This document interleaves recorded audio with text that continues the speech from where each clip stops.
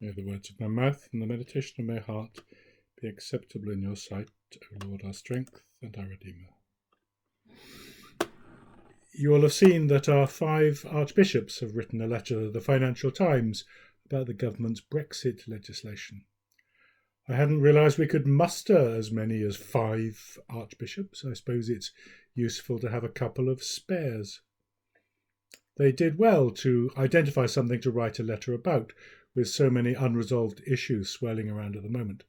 So maybe while we have this morning's reading about paying taxes ringing in our heads, before we begin to worry where that nice Mr. Sunak will look to recoup all the money he's been handing out, maybe this is a time to take note of what's been going on.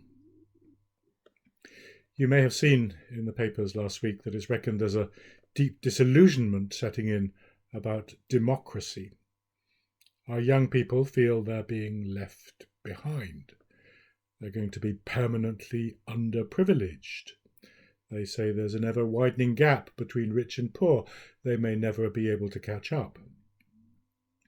It might be a good time to stand as a populist politician promising to put an end to privilege. Winston Churchill famously said that democracy is the worst form of government, except for all those other forms that have been tried from time to time. But it does seem to me that democracy has changed, and not necessarily for the better. First, we know, or we used to know, we thought we did, what people stood for. We expected principles from our would-be leaders. We read their manifestos and saw how they measured up. I'm not going to dwell on this, other than to say that giving money and power to government is like giving whiskey and car keys to teenage boys. We need to be able to trust our leaders in ways that may go beyond what we can see on the stump. And we also need to be able to hold them to account. And this is my second point. We need to be able to hold them to account by some method better than treating them as a kind of coconut shy. Only a few months after this government was given an 80-seat majority, we're speculating about whose turn it may be next.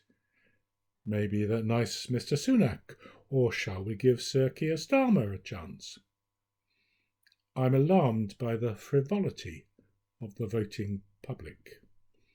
In the days before an election, the predicted result can change from day to day, from hour to hour. It's like a reality TV show. It's entertainment. Does this sound like a principled electorate evaluating the principles of the candidates? It's not easy to see what the current American contenders respectively stand for. It seems to be all down to opposing the other guy, and perhaps they learned that from us. The electorate needs to have principles as well as their leaders. And once having elected them, the public needs to be less fickle. We're not ready for another Prime Minister yet. A puppy isn't just for Christmas.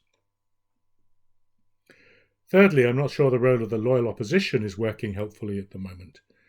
I don't envy Sir Keir having to find threads to unpick in what the government is doing. He shouldn't have to.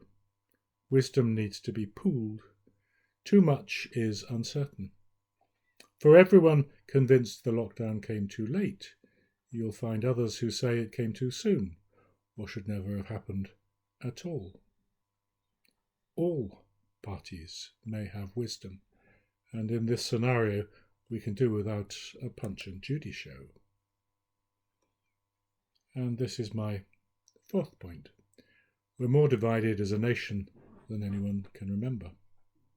While it was going on, the Brexit debate began to seem less and less about our future in the world, and more about having finally, triumphantly, found a cause over which we could properly divide into 2 factions, into which we could fall and demonize our neighbour as implacably as in the days of the Roundheads and Cavaliers. Now that we've got into the habit of it, we're finding virtually each week new ways of opposing each other, forcing each other into opposing camps. Trans activists against feminists, the standoff of Black Lives Matter against the Proud Boys, climate change, Extinction Rebellion, capitalism.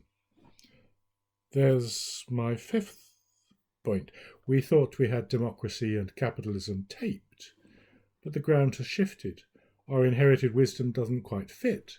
People are talking about capitalism without capital.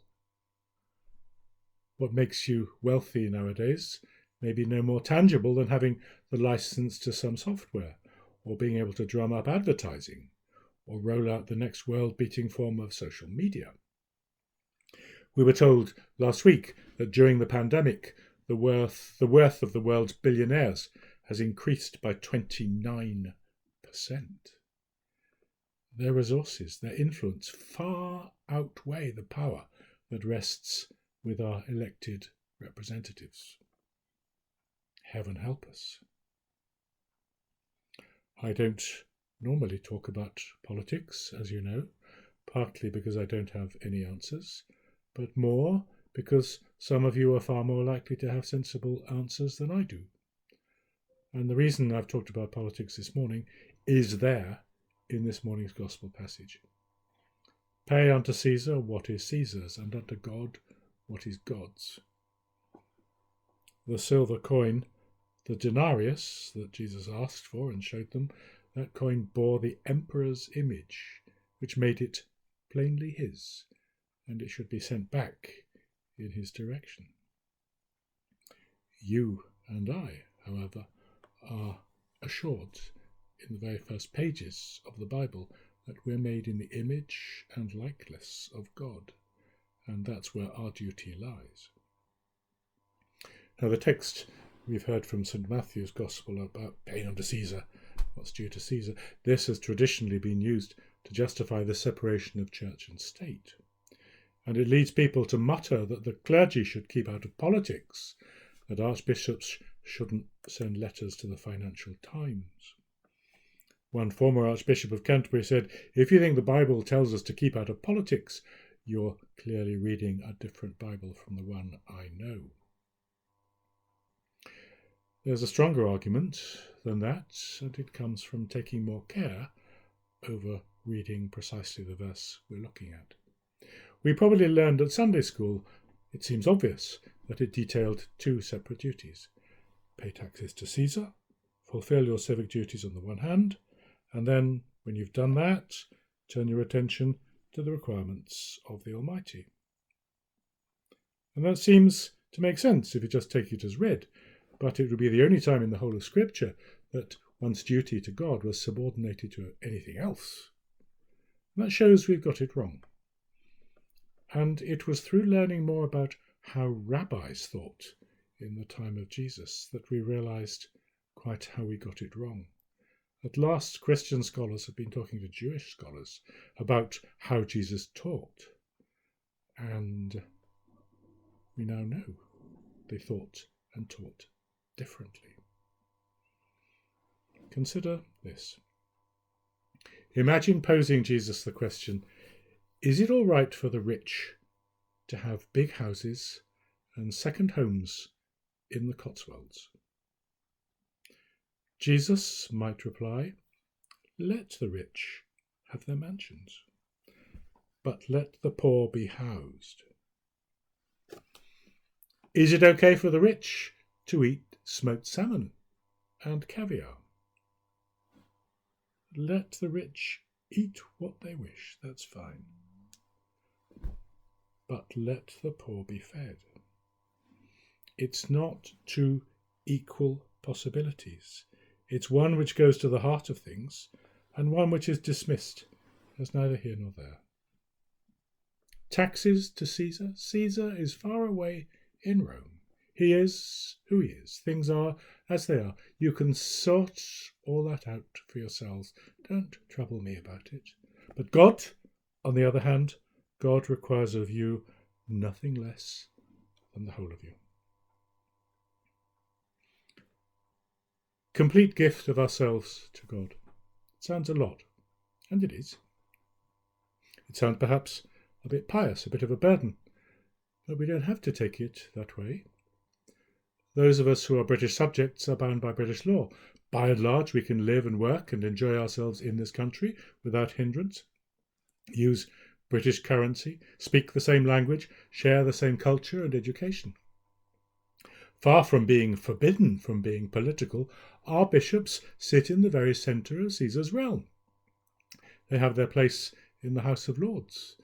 They're invited to talk about politics.